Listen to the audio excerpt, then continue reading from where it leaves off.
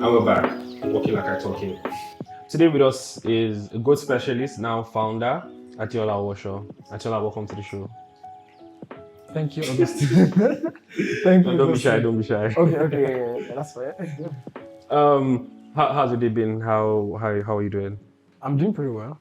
It's been a long day, but I'm okay. Yeah, don't worry, we know how I'm long it has okay. been. I'm okay generally. All right, so to get started, we'll just have you introduce yourself to the audience, let everyone know who you are. Okay. So my name is Adeola Owosho, but I mean, Ade is just fine. Most people call me Owosho. Most people from my primary and secondary school call me Owosho, but Ade is just fine. Funny how like till date, Yeah. everybody from my secondary school, I call them by their surnames. Yeah, I don't know why. it's interesting. It's interesting how it just sticks, like the people from way back. Yeah, but Ade is fine. Um, I I'm the founder, a co-founder at Middelman, right? And Middleman is an escrow payments platform that promises to solve the trust problem in social commerce as we know it. Spent the last 5 years doing growth, marketing, community building, and yeah, mostly that. And a little bit of BD, a little bit of sales, a little bit of mostly growth and marketing, right? Yeah, so it's been a very interesting journey. Started in Sobaka's 2017. Okay, that's about 6 years now. Oh, time flies. Time does fly. Yeah, time does fly. Yeah, but yeah, that's pretty much who I am. I think that's about it. I'm still very nervous. Should we do this again? No, don't worry. We don't have to do this again. You can. Okay. Eventually, you will get relaxed. Okay. Is this your first time recording? It's my first time ever. Oh, okay. Recording. This is also my first time recording a podcast as well. Oh, So that I was coming to Nigeria for like 3 weeks, and then I just said, "Oh, what can I do in 3 weeks to make it a very memorable one for myself?" And so that I'm not just out with my friends all the time. And I'm like, okay, Yeah. let's try a podcast. See, that's why most of the intros I don't. yeah. I don't know what to do with the intros, and I watch a lot of podcasts though, but not a lot. But like, I mean, I watched The Honest Bunch and a few others there, but it's easy to see them do it and think, anybody can do this thing now. I mean, I was watching Reminiscences podcast. I'm sure the host. I think it's Pop Central. Okay. They had Reminisce on last week. Have you seen it? No, I haven't. Oh, it's amazing. I'm not done with it yet, but yeah. And you think it's easy, but then once the cameras are facing you, it's just like, okay. Yeah, it just becomes so very serious. Like, what am I doing? Yeah, so that's why one of the things we tried to do was get this kind of space where everybody is calm, relaxed. Not a studio. Exactly. See, I'm on socks throughout. I've always been on socks. Tried to make it not as official as it is. So we're gonna start your journey from the back, from the beginning. Yeah. Right. You studied biochemistry. In what university? Sunab Abeokuta. Okay. So Yeah, what's from Federal University of Agriculture Abeokuta. Okay, and you studied biochemistry there, and now you're into tech. That's the story a lot of people have now. That I studied this and I'm into tech. And then something So why did you transition into tech? So I did not transition intentionally. I think I'm a mistake tech bro. Mostly because I mean this is really purely accidental. So this whole thing started in 2017, right? And I was in final year, biochemistry. I was in my final year project, very annoying. Should I have seen it on camera? But yeah, very annoying project, right? And I realized that okay, I mean, this is not my way. I'm not going to spend the rest of my life, doing this thing, right? So I was sort of open to, other stuff. I knew that after I left school, I was going to try out other stuff. But then, I mean, somewhere along the line, Eitayo came to Tiva. Yeah. Came to FUNAB Utiva. So Utiva was in the undergraduate market in the beginning, right? Training students across the university. I think about 20 universities. In what's it called now? Project management, so PMP certification. Yeah. Yeah. There's a little bit of corporate. What was it called then? just basic preparing you for life after school, right? So that was what UTA was doing back then, and we were actually called HCD Center then. It was not UTA. Tiva. We later rebranded, yeah. So it was so HCD Center came to Funab, and I think I said on someone's status and hey, this training is happening. It's a free training. Come then about project management. And so I was like, okay, yeah, of course, why not? I mean, I need to know what else is out there aside biochemistry, right? So I went there, and so I don't want to make this. No, I don't want to make this too long. But yes, I went there. It was Oh, no, nice. please, we have all the Yeah, time. okay. So it was pretty cool. We learned about agile and Scrum and agile, and waterfall methodology and all that stuff. So, but I think I mostly like so I mostly found Eitayo like maybe let's say no exciting is not the word. But I mean I thought it was very knowledgeable. Like, okay, this guy is like someone that Seems to know what he's doing. seems to know what he's doing. Like, and I should hang around, this guy more, right? So yeah, so that's how the whole thing started. And then I became after that I think it was a 3-day program. I wanted to be a campus ambassador. Did that for a while. Then after a couple of weeks, after a couple of months, became campus lead. Even though I was leaving, but I still did a little bit of campus leadership, for UTIVA, for UTIVA or HCD Center at the time, right? So yeah, so it was an interesting um, time. So I left school in I left school in I left school in February. I left school in February, moved back to Ota, that's Songwater, that's where my parents stay. And then so UTIVA did this program again called the Corporate Leadership Lab. I was at home or something, waiting for service, right? I was like, okay, let me go for this one also. It cost about 15K then, right? So got money from mom, went for the programs. It happened in Ojodu Bega, right? So went there. It was a 2-week program, interesting stuff. And then I got to meet the rest of the team. Yeah. Right. Yeah. So I mean, when I was in school, Ita used to come to school to train us. The rest of people doing the back end work were not. They didn't come with them. So got to meet the guys. Found them exciting. So I think that's where the journey really took off. I mean, mind you, this time we were not doing anything tech at the time. It was just pretty much project management, right? So yeah, I was. So even after the program, I just found friendship amongst the guys. So I used to go back. I used to go like every 2 or 3 days. Yeah. Just like hang out with the guys. Just work from their office. I mean, there was internet, there was AC. What else did they need? And then I was also trying to build an e-commerce brand. So I think my e-commerce journey started around that period also. I attended this conference, Yeko 4 by Akin Alabi. Yeah, I did this conference at the Co Hotels then. I went to the Malara, who's my co-founder now. Okay. So we went together. So we actually were part of HC Center together. We're part of that project. We met at this project management, this UTIVA thing, Malara and I.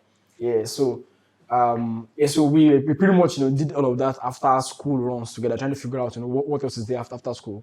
Right. Yeah. So so that happened. Then fast forward, so after a while, I started NYSC.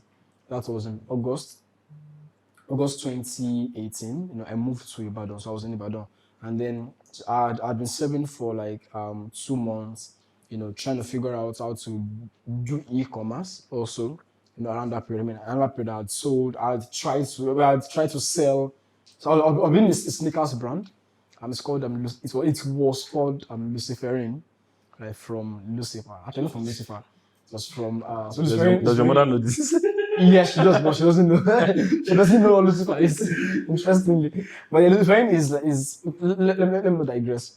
Right, so I was trying to do the sneakers brand then. I didn't have money to pay a web developer or whatever. So I was trying to learn how to build websites myself. I was learning WordPress. I was learning how to do how to use a MailChimp. This all connects. Trust me. I'm trying to pick up. Yeah, it all connects to the journey, right? So I learned how to use MailChimp for digital marketing. I was learning how to use autoresponder, autoresponders. For I think that was where the MailChimp comes in. So I was trying a bunch of different stuff, just trying to like do e-commerce, right? Under the tutelage, is it tutelage or tutelage? under the mentorship of Akiala used to teach a lot of e-commerce then. Yeah. And this guy Tony Motosho. So, long story short, I was in Ibadan at the time, October 9th. Then I got an email, an Instagram DM from Eitayo. So at this time, parents from Eitayo had gotten a Chief Name scholarship. So Tiva failed at that point. Like after that CLL class I did, Yeah. you know, like things were not going well. Right, a lot of guys on the team. I mean, Dami went to Germany to further his studies. People just left the team, so it was just him. In fact, it was him. He was struggling to play science at the time. I didn't know all of this because I wasn't working directly with him. But apparently, after that period, between March and June, Tiva sort of shut down, right? So, but then I had left. I was already in Ibadan 7. So Yeah. October 9th, Eitayo DM'd me, and he's like, "Hey bro, what's up?" I'm like, "Oh, I'm fine. I'm doing well." And he says, what are you up to this day? I'm like, I'm serving. I'm in Ibadan. I've left Lagos for a bit, trying to get this NYC thing out of the road. I was like, oh, okay. We have a new model. Yeah. So that I just said, I have a new model. When can we talk? I'm like, yeah, sure. We can talk. We can talk later today. I was like, okay, drop your number. Let's talk in the evening. So, we had a conversation. I feel like I'm already listening and getting to. Please. Long story short, it had a new model. So I was serving in Ibadan. They needed someone to sort of lead the Ibadan team, right? So it was still undergrad at this point. It was still undergrad. Something interesting happened along the line. So Tiva had like this massive database of emails and student contacts. I think about 20,000. About 20,000 emails, in multiple Google sheets, just scattered around, right? And nobody was using these things; they're just there, right? So and around this time, I was teaching jam lesson in Ibadan then, like.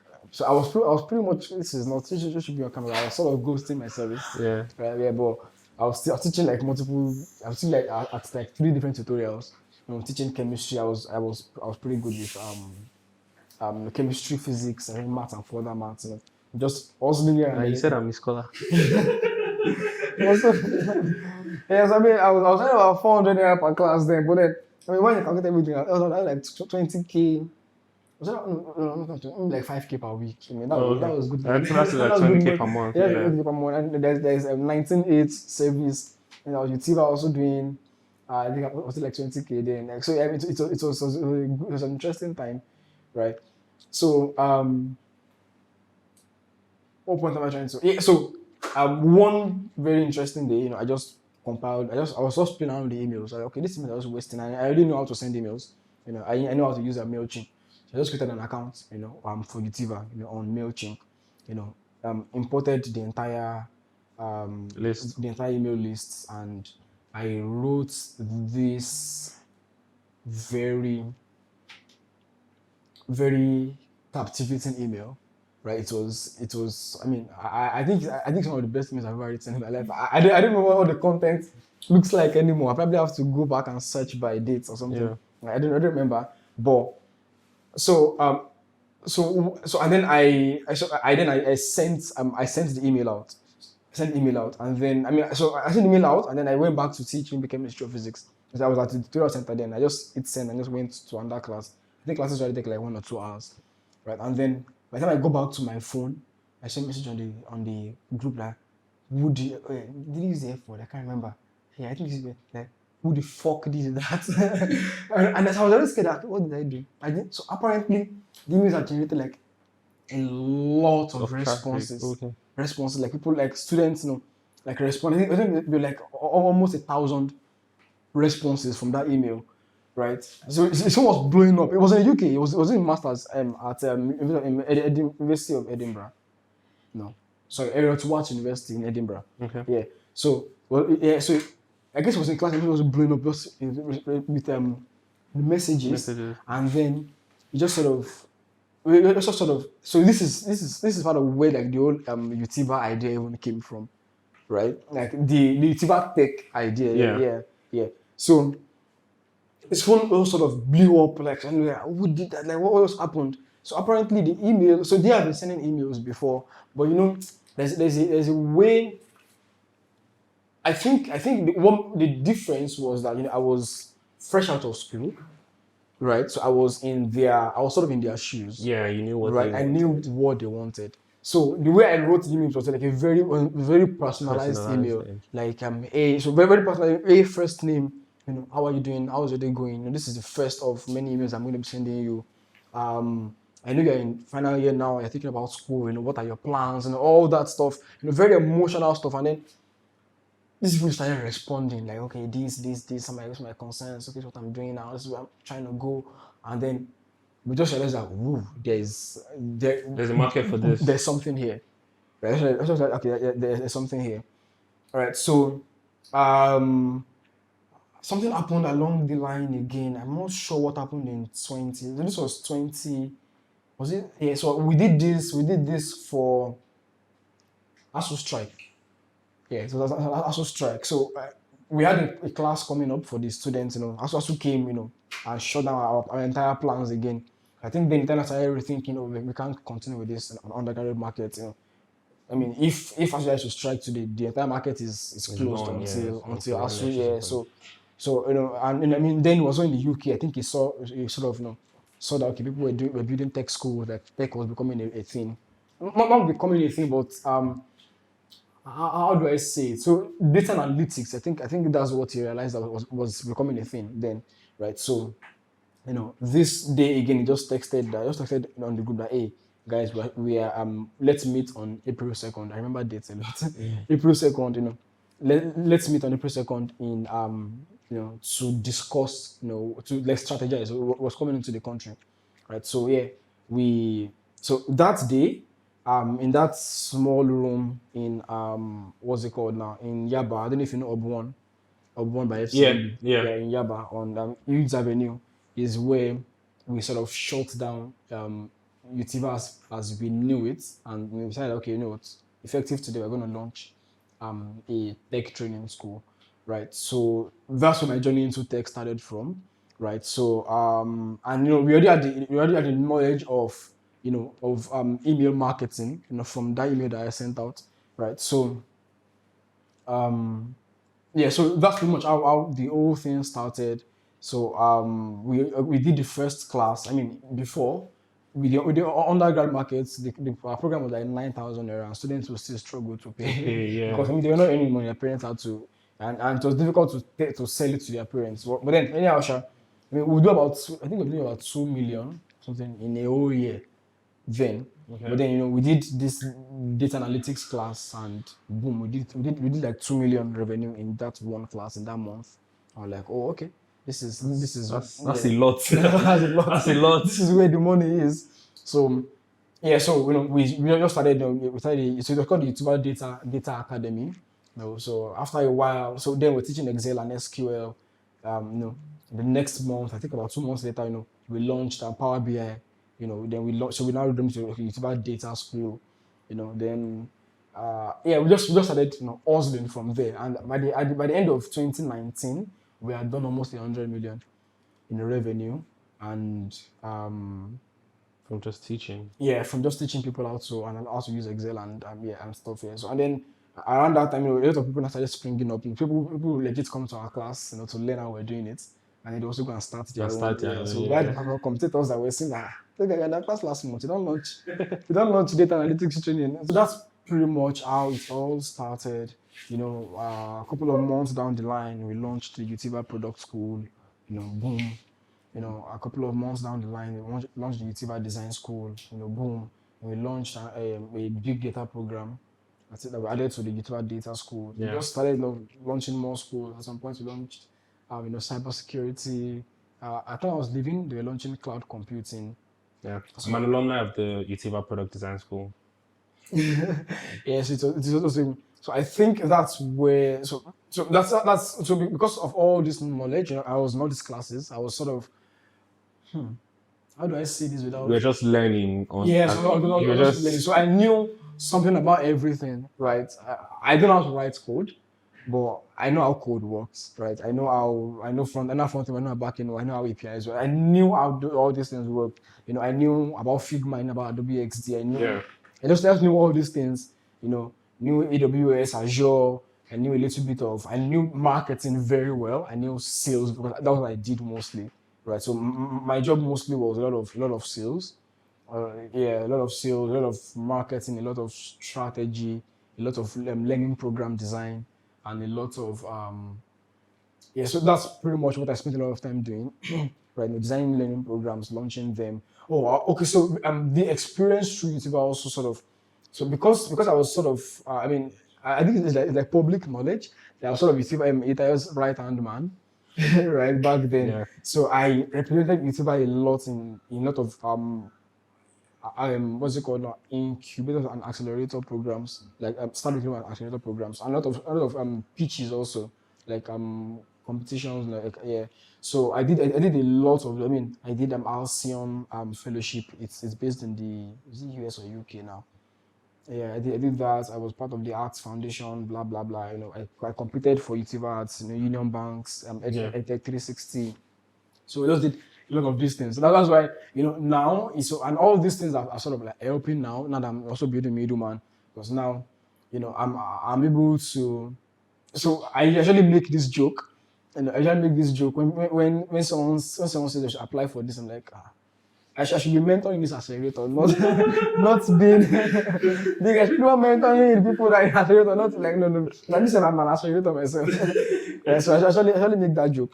But yeah, so that's pretty much how the journey started, right? And then 3 years down the line. So at the time I left Tiva, I was VP Growth International Business. Um, we're trying to expand into international markets. We knew that there was a market for Nigerians in diaspora, market of Nigerians in diaspora who needed to learn tech skills, right? Yeah. So the old Jackpot wave was huge. was huge then. People were traveling mindlessly or blindly without plans for I know a few.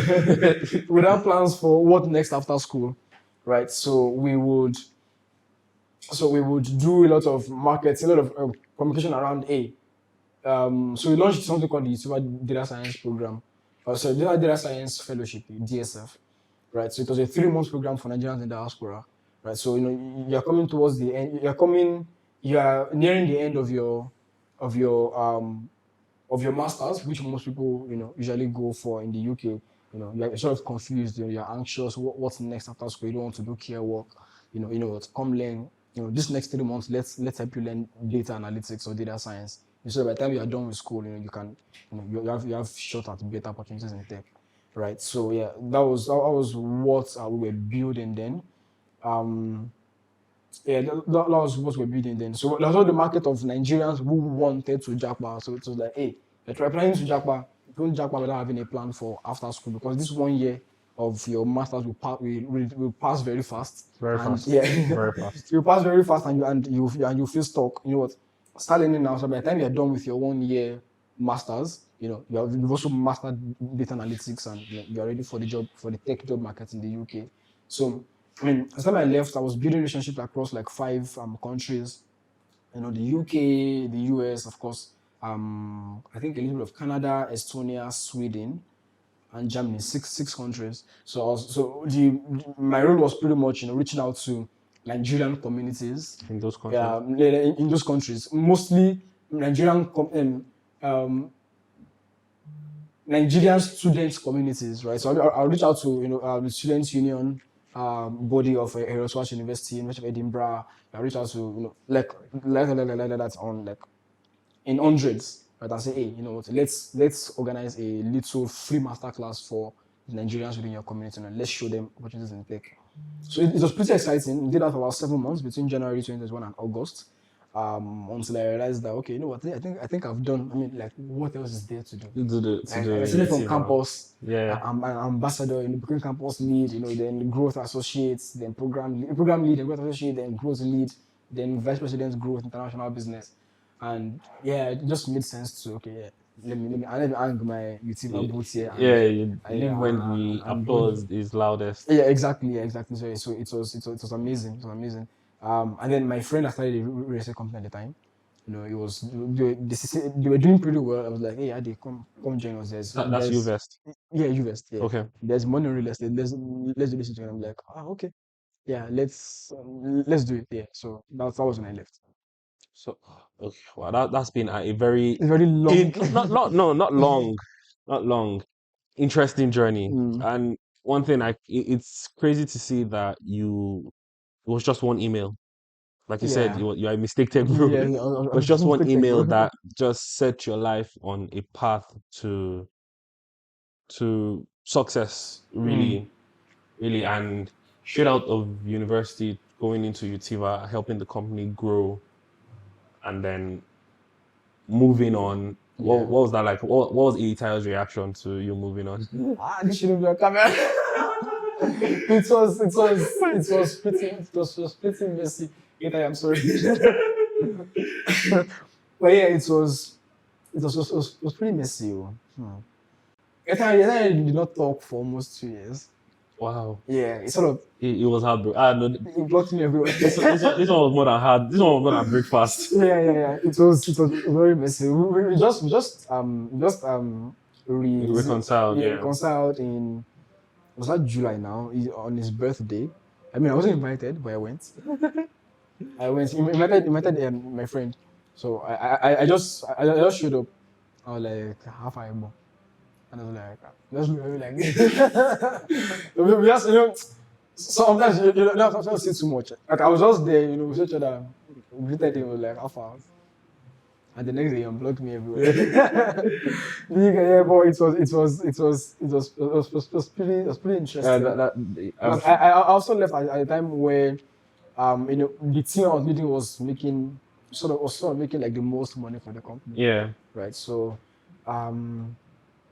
I mean, I would say like 80% of revenue, of monthly revenue is what my team was bringing in at the time. So when I left, it was a very bad timing. But I wasn't feeling it anymore. I was done. Also because I thought so I think, I mean, there were other things that I can't say. Yeah. But I think I think I thrive. I mean, I said this a couple of, so someone said it and I've been saying it. That I thrive in chaos, right? So I'm a 0 to 1 person. I'm a 0 to 1 growth person, right? Like starting from scratch, from ground zero, like no structure, nothing, and then you building from scratch. So you had already built the structure. So when it begins to get serious, like. I'm going like corporate what's it called, organization and all that stuff doesn't it's already working. Let's go do something else that isn't working yet. Yeah, so I'm a 0 to 1 person. I thrive in chaos. I thrive in the moving fast, breaking things. Not breaking in real sense, but moving fast, just testing new stuff. Oh, this is not working. You dump it. Try something else. That sort of growth is what I do really well. Not to be structured. Okay, reporting to one person. I don't like to report to anybody. It began to become very structured. Now we're talking about having organograms and having roles, promotions. I mean, promotions. Sorry, head of growth, VP of growth. VP of growth, yeah. We're talking about what KPIs do you need to meet to get promoted and all that stuff, and I'm like, you know what, I've tried. It's time to go build something else from zero. Yeah, so. And then you moved to UVest. Yeah, and then I moved to UVest. And how's it going at UVest? It's going. So this is a very interesting time, like in this moment, because this is actually my last active month at UVest. Okay. Now I'm moving on to your own thing. Yeah, I'm moving on to my own thing. Oh, yeah. So I like this guy. He helped Utiva grow. He said, "Oh, there's structure. Let me start something else." Helped UVest grow. He said, "There's structure. Yeah, let me start my own." Yeah.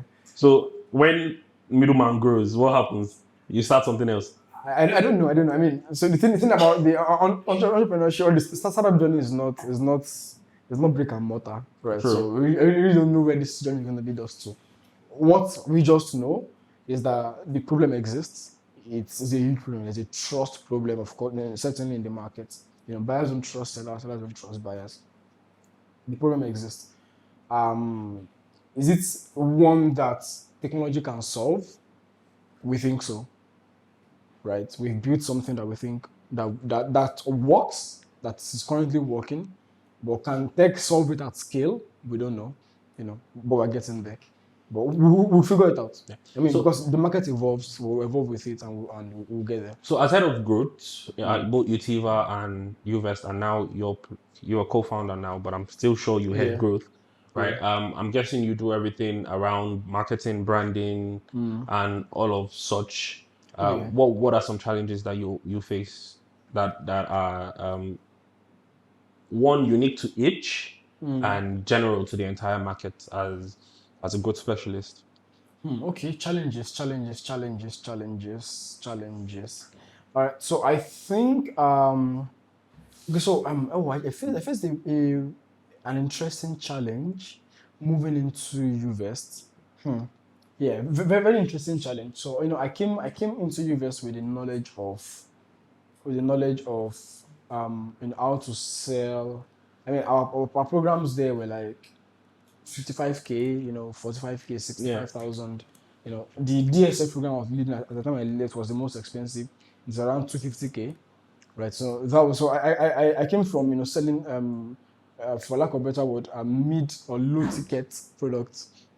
Now into real estate. Real estate is obviously high tickets, In millions, right? yeah. Millions, yeah. So people are buying properties of 10 million, 50 million, right? And then you need so I came with with the knowledge of how to sell those products. And then when I came into real estate, after a couple of months, it was like nothing was working, right? Like, so it was a very challenging period. And I was, I tried all the things that I used to do that was working like magic at Utiva, and then it just did not work for real estate.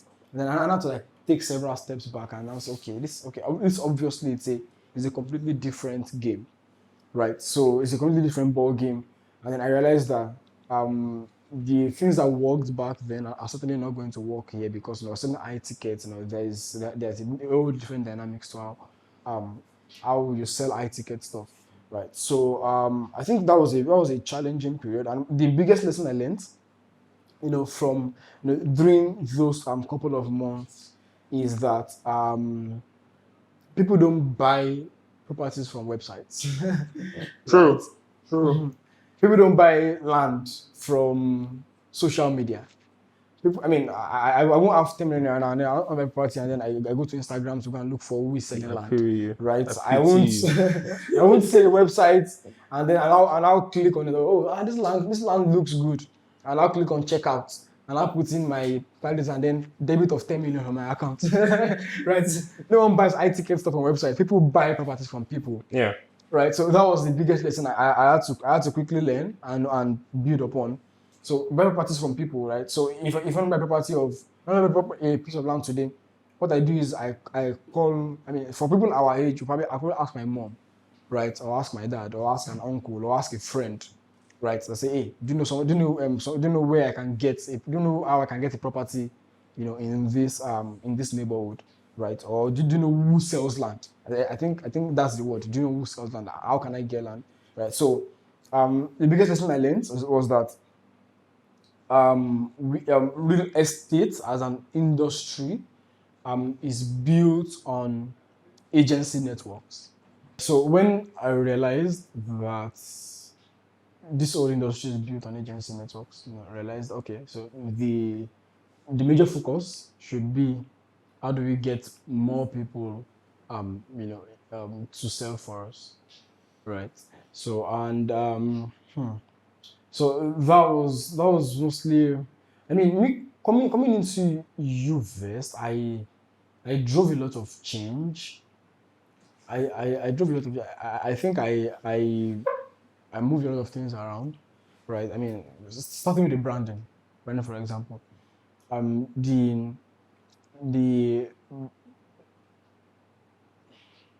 how do I even say it? Like, how do I say it? So I mean, so when I came in, I knew that I did not want I wanted us to build something more exciting, Okay. like a more okay, perhaps because I came from a background in tech. You know, tech is free, and I won't say free, but like tech is Flexible. not flexible, exactly. It's not very uptight and very professional. I mean, throughout my 3 years in UTA, I don't think I ever wore a suit, right? But then in real estate, you know, you see real estate people, you know, they're wearing suits. You know, it's very corporate. Corporate. Yeah, yeah, it's very corporate. But I came with the idea that, you know what, all of this corporate shit, we're not doing it, right? Let's do let's do techie real estate, right? And so in fact, we actually wanted to build. I wanted to build a prop tech, a tech product like on top of Uvest. So that was the name, you know, Uvest. Was not supposed to be a product, not, I mean, from Piggyvest, from RiceVest. You know, it was a real estate Yeah. company, yeah. But some things happened along the way that didn't make that happen. But then, so I was like, okay, you know what? Let's do something more modern. Let's build a real estate brand for millennials, for Gen Zs. You know, let's build a community of young people. Do you understand? So starting with the branding from the logo, suggested that, okay, you know what, this logo is too, it has too many sharp edges. Let's round in it. Like, let's make so I just, you know, I took cues from some brand. I think mostly Piggy Vest. I think Piggy Vest had the rebrand around that period too. You know, so like, you know what, let's make this logo more roundish. So yeah, so we did that. So we did a lot of brand identity, you know, move Yeah. around. Yeah, and then yeah, so our community then they used to call them sales partners. I'm like, no, we're not sales partners. Let's change that to the UVS tribe, right? So we said, okay, you know what? Effective today, no more sales Sales partners or partners. sales associates. You know, we're part of the UVS tribe. This is a tribe of young people doing real estate, right? So, you know, we moved all those pieces around. You know, we designed the product, so it was ready. We started building it. We even paid. We paid the agency that was building, because we couldn't do it on the inside, and they were already building it. But then there was a little bit of some challenges at the top. You know, Yeah. I just scattered that didn't make that happen, right? So um, you asked me for challenges. I think I started saying something else. It's We fine. should Keep just go. going. Yeah. Okay, Keep okay, going. okay. Yeah. So in terms of challenges, you know, realizing that community over every other thing, you know, that was one of the biggest challenge. But the later made sense, and when it made sense, we just built on that. I mean, as at now, I think we have a very robust community of almost 2,000 or 3,000 people. You know, who are in real estate. You know, both. In fact, we are positioned as a real estate company for like the millennials, for first time land buyers, Yeah. right? So, you know, you're a young guy, you've made your first 10 million, you want to buy some real estate, you're clueless, of course, right? Mostly our parents that buy real estate. You're clueless, remember something in Lagos, you know, the whole bridging the knowledge gap, you know, even educating you from scratch. Oh, Yeah. okay, these are the things that you need to know. You know. So we also prioritize a lot of content. If you go to our Instagram page, you'd see there's someone called Sally from Uvest, right? So Sally like shoots all our videos. You know, she's so like back to back. We set up an internal studio, you know, massive studio, not massive, something like this, Yeah. right? You know, with light and mic and all that stuff. You know, shooting content every single day. You know, just so that, you know, we can be relatable on like the other uptights, you know, real estate Your yeah, job sounds brands. really fun. What do you say? I say your job sounds really fun. Yeah, yeah, it is fun. It is fun. And yeah, so I mean, so currently we are moving into an era of recreational real estate. Is what we are becoming now. Okay. Right. So we have a couple of projects around recreational real estate.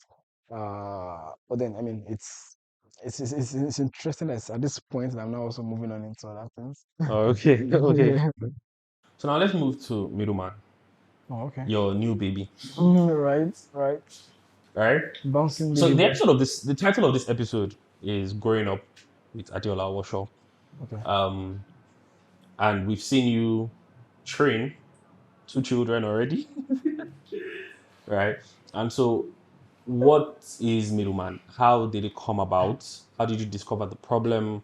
And I'm very particular in not just Middleman now, in previous places you've worked. I'm very particular about you how you were able to get metrics or data to determine certain things, or to determine the direction in which you always took the brand.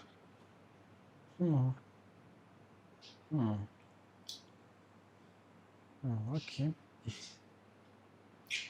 Okay. So I won't say. So in my experience, I've not done a lot of performance marketing. Performance marketing is the old data-driven marketing, right? I've sort of done a lot of intuitive marketing, right? So I don't think I can really speak a lot On that, about data and metrics. The only metric that has mattered to me is what I feel and what I see yeah, and what I hear people say. Right, so I did a lot of listening, a lot of talking, a lot of like feedback. Do you get? So no, I'm talking to people, I'm talking to users, I'm talking to customers, just I'm talking to community members, just like putting ears on the ground, and listening to them and say, okay, you want this, you want this, you want this. Okay, there's something here. Let's go build it. Right. And also a lot of sensing. This is one of the things I learned very early. So I think I picked this up from Eitayo. I mean, almost everything I know I learned from him. Not because he taught me, but because I I listened, not listened, but I was intentional about. So I always knew, like since day one, that I am not employee material. Right? I mean, if I get a job today, they probably fire me in 2 months, right, or 3 months.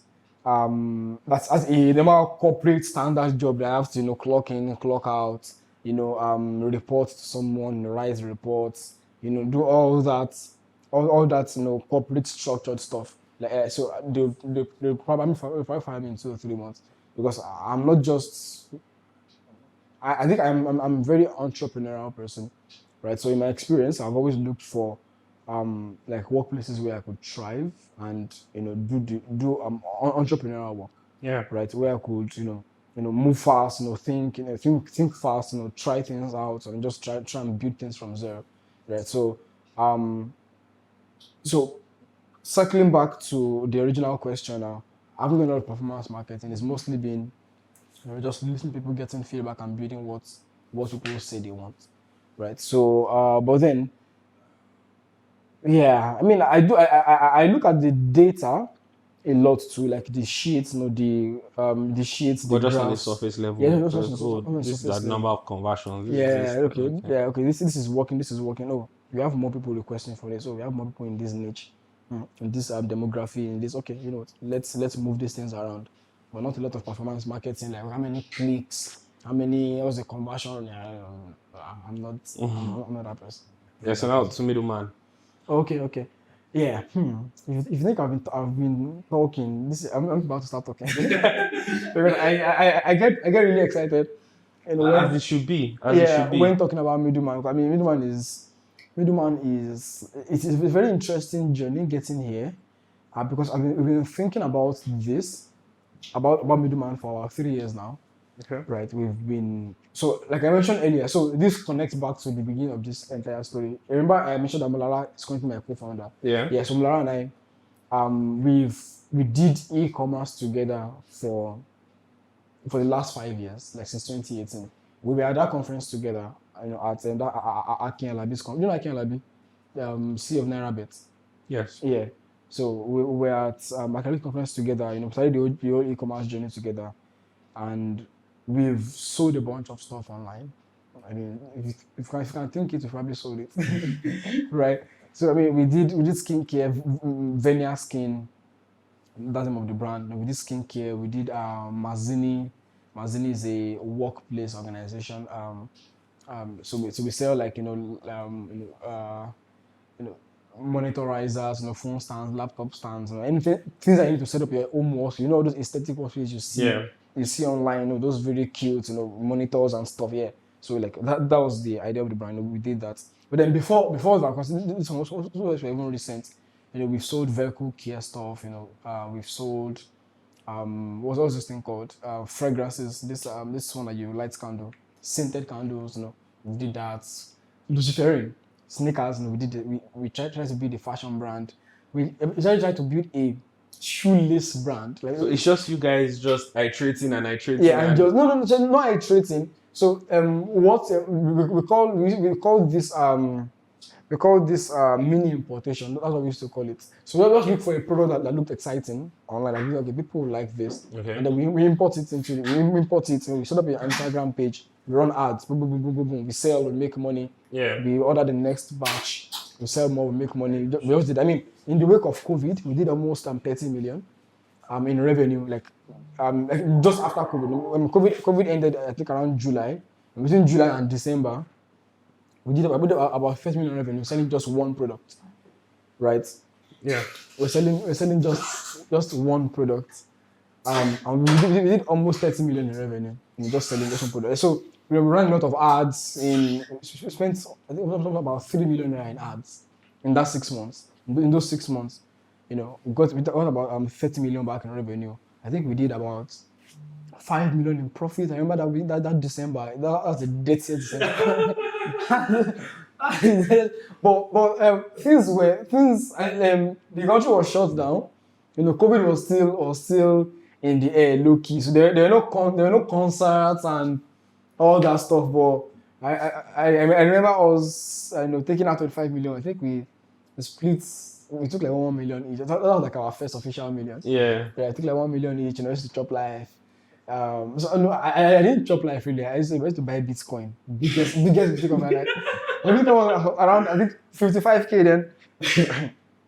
But now the foolish thing is on like 25k now. My money is still stuck there, right? So, what was I even saying? I've forgotten. Yeah, we're talking about how you did different businesses. Oh yeah. So we did a lot of businesses. So in those 5 years, the biggest problem that we faced is, of course, the trust problem. Right, and it was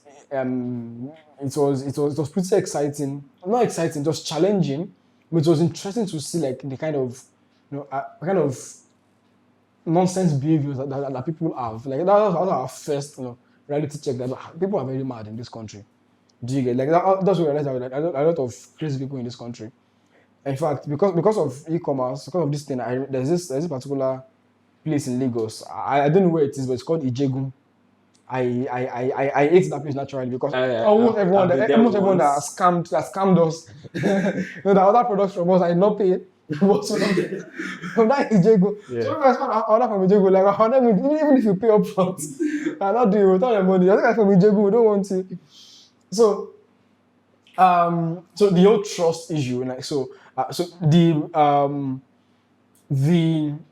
problem was, we were an online business, we were legitimate. We had our products we wanted to sell. We're not trying to scam anybody. Yeah. But we had a lot of difficulty getting people to trust us. Trust the brand. And pay before delivery. So right, everyone would say, oh no, I can't pay until I see the product. What I want to buy. Yeah. So that's stifled our growth so much, like so much, because of the payment and delivery thing, we couldn't scale out of Lagos.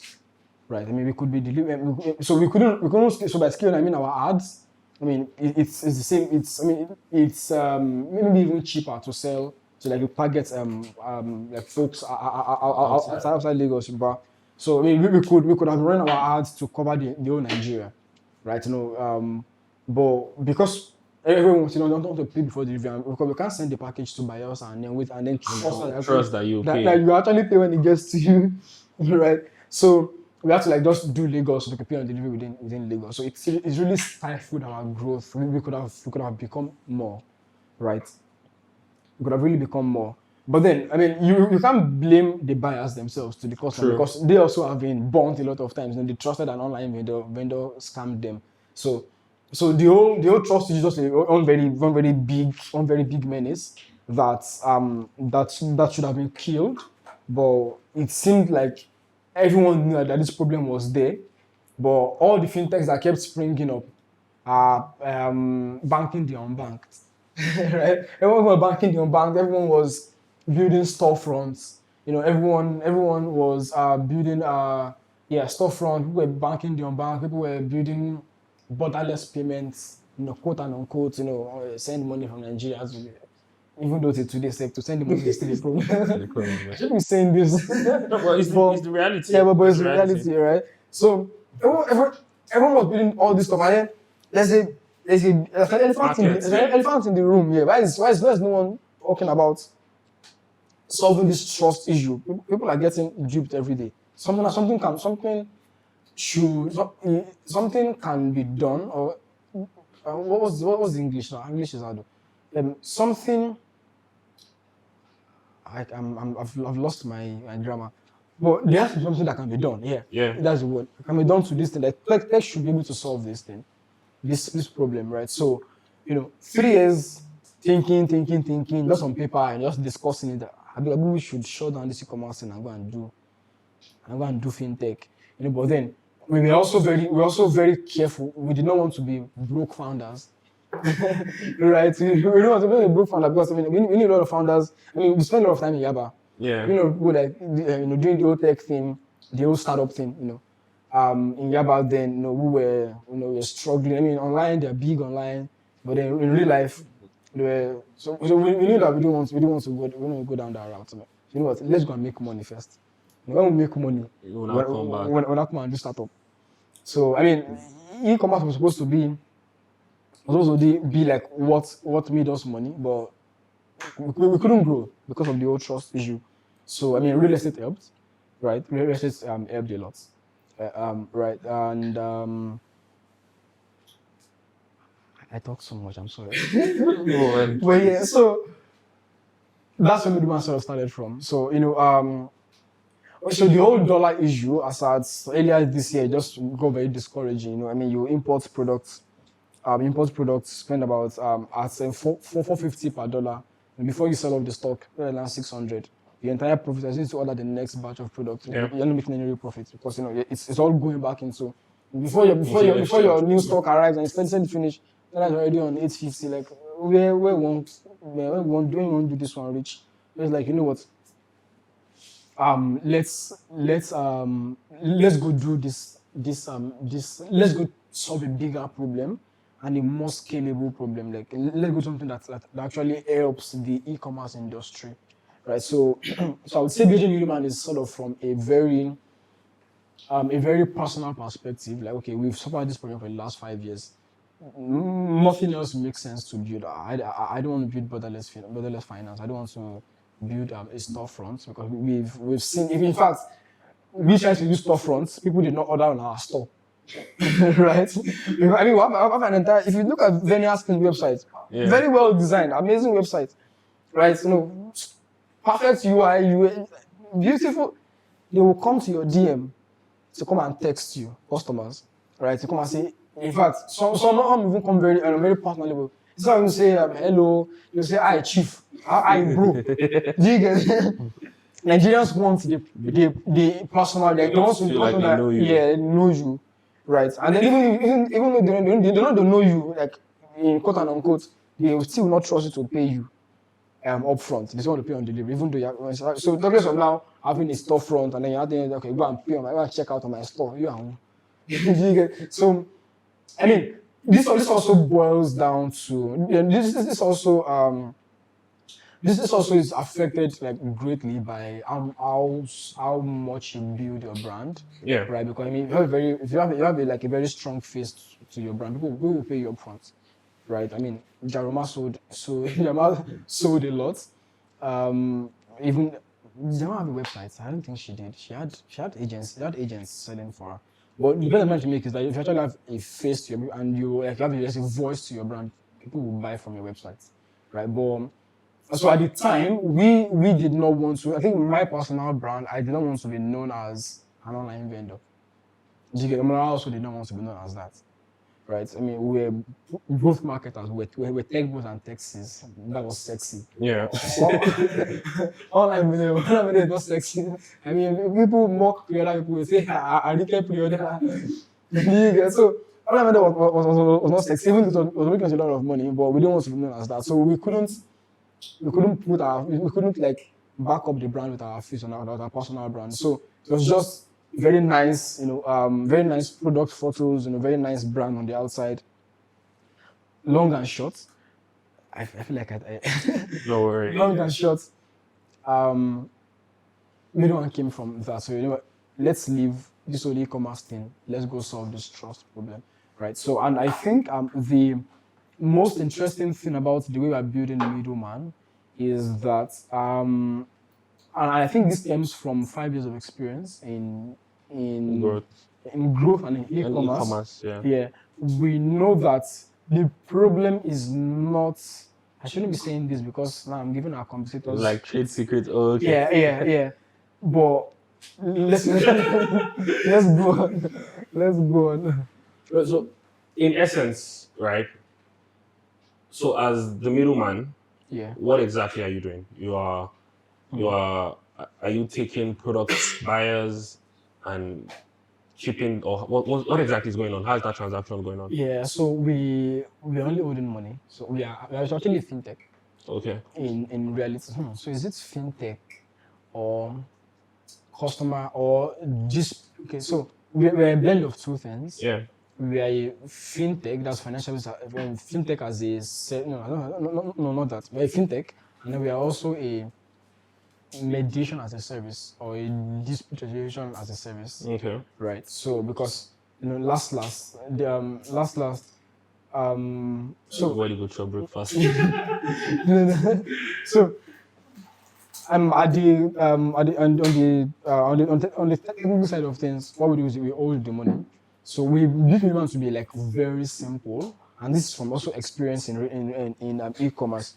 So it's very simple. We realize that okay, people buyers just want to pay via bank transfer. Yeah. People don't want to. I mean, I sell stuff on IG. You want to buy from me. You don't want me to send you a link to go and check out on my website, right? So they just send You you don't want me to money. download an app. So you don't download an app to send me money, Yeah. right? So you just want to do your bank transfer. The usual flow is, hey, okay, it's 10K. Okay, send your account number. I'll send you money. Boom. That's the way it works in social commerce, right? So we said, we designed Middleman to fit smoothly into that flow, right? So the way it works is, I'm a vendor. I sell stuff online. You want to buy from me. Of course, you don't trust me enough to pay upfront, like to pay directly to my bank account. You would rather pay on delivery. Well, I'm like, oh, okay, you know what? If you don't want to pay into my Send it to this guy. send it. No, you're sending it to me because you. So I'm a vendor. I have middleman account. So you're sending it to my middleman account number. Oh, okay. Did you get? So I will still see it as a vendor. You will send the money. I'll see it. But you won't just be able to withdraw it until I deliver to you. That's quite similar to something I tried to do. Okay. Right, with a startup I tried to, and one of the things, it was something like this too. Yeah. It was e-commerce. Right, probably after this we can have a conversation around that. Yeah. Right, but essentially what we were going to do is, everybody was going to have their kind of like wallets, right? And so if you paid for the product, you just get to see that money is taken away from your wallet. You still see the amount there, Yeah. but it just tells the way you have your available balance and your ledger balance. Yeah. So that kind of thing. So you still see the money there, and then we reflect the amount on the other person as well. Like, oh, look, this money is being held on both ends, and the moment the transaction is completed and both people have confirmed that the transaction is completed, that's when there's a dispute resolution that happens. So in essence, that's what middleman is doing. Yes. On a final note, right, what would you tell people who want to start something and people who want to go into group marketing?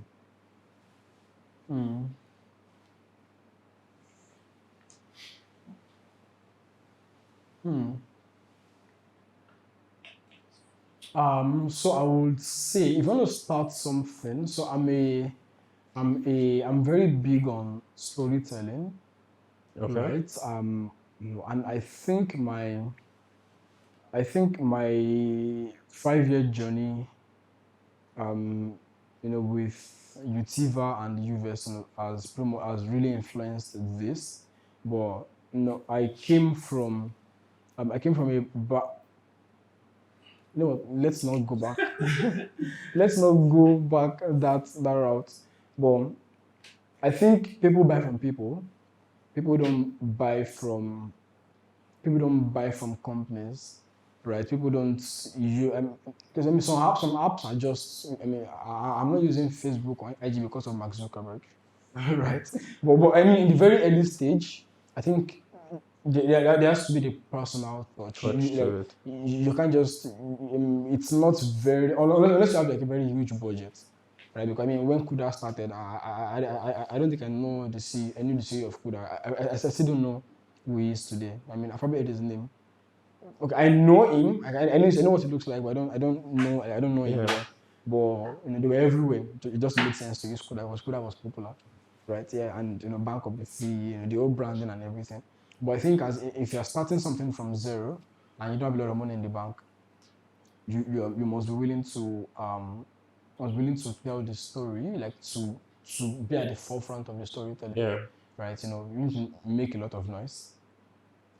I think I think I make a lot of noise. No, honestly, I love what you did. I think you made a post on LinkedIn and you said Middleman just launched, and then some days later you said we've made our first 15 naira. Yeah. I love that post. I was like, okay, That post went. this is really good. Yeah. And I'm waiting for you to say, oh, we made our first million, we made our first 3 million. Yeah. And I think that catches people's attention. Like so a lot of people rooting for us. So, but then like I said, the downside to that, because now we have a little over 200 people that have signed up on Middleman, and most we're calling them back to back. Yeah. And half of them are just curious about what are these guys building, right? They're not our exact target audience. It's just people like you that what's this guy doing? Sign up, take a look. Do you get so? I got them like, I was just curious about what you guys are building. Well done, great job, great job. Where are the real users? Do you get so? They will come. Yeah. We are getting there. I mean, we have some plans in the marketing pipeline. Maybe because I'm also still just living UVest. So it's still on the side at least for the rest of this month. In December we're gonna dive fully into it. What was the question you asked? Advise people that okay. So if I'm building from scratch, I think you need to be at the forefront of the storytelling. They call it founder-led marketing on Twitter. But I mean, just tell the story. I hire great people. I hire people that believe in what you're doing. I think. Yeah. I mean, if you have money, you can go and hire people. I mean, but then at this very early stage, I have most of the people that are on Middleman team are people that are within in my network that we've done things in the past. Chief, I'm building this thing. Come join me. I think it's important. Maybe I'm thinking from a broke founder perspective, but I mean that's my reality. I know, come on for it. But that's my reality. And I think the last thing is I just remember now that's escaped my mind. The last thing is stay very lean. Yeah, stay very lean. I think one of the biggest killers. I mean, I don't have any proof to back this up, but from what I've seen and heard, I think one of the biggest killers of startups is having a robust team. Yeah, like no robust. I think the problem is from having too much money. So I think having too much money is not healthy, because in the beginning, right? Because then you get to you spend like I call it you use money to shock problems as against solving them from from the roots. Yeah. So if something is going wrong, instead of you to to find a way to actually solve it from the air, you just use money to shock it, and then you shock it. By the time you now get everything, those shocks are falling apart, and then just. So Yeah, so stay lean, have a like stay lean in the beginning, to really understand at least until you get to PMF. So I think once you get the product market fit, you have paying users, Yeah. and okay, people actually want this thing, they're paying for it without us having to beg them to pay. Then you can now say, okay, you know what, and then figure out a way to scale, without stretching your spend too much. Yeah, so I think those are the three important things. Where do you see the future of middleman, especially in social commerce? Because that's like Yeah, an yeah. evolving thing. So, um, so we are building Middleman for the e-commerce industry generally, Okay. right? But we're starting with social commerce because we think that we need to gain some level of brand affinity, right? And okay, maybe not that, but I mean that's an added advantage. But we think we we need to act we need to act that for let me say that again. So we think, okay, I want to say something, but I've Yeah. now realized the truth. I I think it's actually from a personal bias. Yeah. Like we don't want to solve that problem because we experienced it. True. I think so. Because really, the scalable way to do this would be to build APIs that marketplaces can connect to, and just move from there. Right. That's skill from day one. But I think Umlara and I have a personal bias towards this wicked problem that I think let us grow. Yeah. Let's attempt to solve it. Right. So but yeah, where I see the future, we want to, or we are going to be an emblem of trust in the social commerce space, right? So, in fact, in our pitch deck on page 2, and I got this from Victor Fatomi of Fourth Canvas and Okay. Full Gap. On page 2 of our pitch deck, it says by September 2028, Middleman will become the OP of escrow, right? And so what that pretty much means is we're gonna be like that brand that you want to buy something online. The default question is, do you have a middleman account, right? No middleman, no buying. Yeah. Do you get here? So, and then a legitimate vendor who wants to sell and doesn't want to do a lot of convincing, right? Would, like, I mean, you just register your business. The next thing you're doing is you're opening a middleman account because that's the only way buyers are going to trust you enough to pay before delivery, right? So so it goes beyond just holding the money. I think we want the entire brand essence to be tied to legitimacy, right? So that's why we are doing a lot of work to make sure that we don't mess up from the beginning. That's by doing a lot of vendor verification. Yeah. Right. So if you're signing up, in fact, we think we're going to get to the point where we're going to have to apply to be a middleman vendor or to have a middleman account as a vendor. Yeah. Right. So we want to make sure of that so that a vendor, someone wants to buy from you, you say, oh, I use middleman, it's a no-brainer. Okay, take my money, deliver my package, and also that also helps us to cut down dispute resolution and disputes, because now if we have 10,000 disputes to resolve, or I mean probably, well, let's say we have, if we have 10,000 disputes to resolve, we know that these disputes are not not vendors trying to scam buyers. Yeah. It's most likely, okay, oh, I ordered size 43, you delivered 44, I want an exchange, right? Oh, I ordered for silk, you sent cotton, this is not what I want. Oh, this looked different from what I saw online, I want a refund. Do you get? So the disputes are not from a place of scam, like, okay, this vendor is trying to scam me. No. Our vendors are legitimate, right? They are solid. You can trust them. So I mean, so it's just we're trying to build a badge of trust. We see a future where as a where almost where a lot of vendors in their Instagram bio have the way people have payments confirms order or something. Yeah. People have a no refund policy, right? No refund. All those things that people in the bios. We see a future where people have middleman accepted or middleman account available or middleman verified, and that sort of thing. So So beyond the payments and the fintech and disputes, what we're building is a brand that signals trust and reliability and legitimacy in social commerce generally. Okay, let me say last one. That's all. Online vendors. It's time to stop losing money because of payments on delivery wahala. Start offering your customers the option of paying into your middleman wallet. You really can't blame these customers too. They've been defrauded a lot of times, so they are afraid of paying before delivery. And I also understand you though. You are afraid of sending a package all the way to Enugu without receiving payment upfront. What if they start telling you they've changed their mind? What if their number becomes unreachable after the order has gone out? What if the product gets to them and they start making funny excuses like their bank app is not working and they will send the money tomorrow? This is where your Middleman wallet comes in.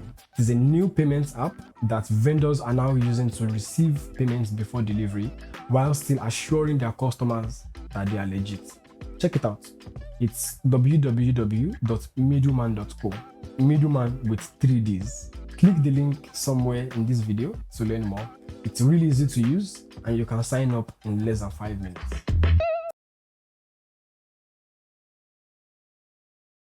So now we're moving to the second part of the podcast, which is essentially just our questions. Just are you in a relationship?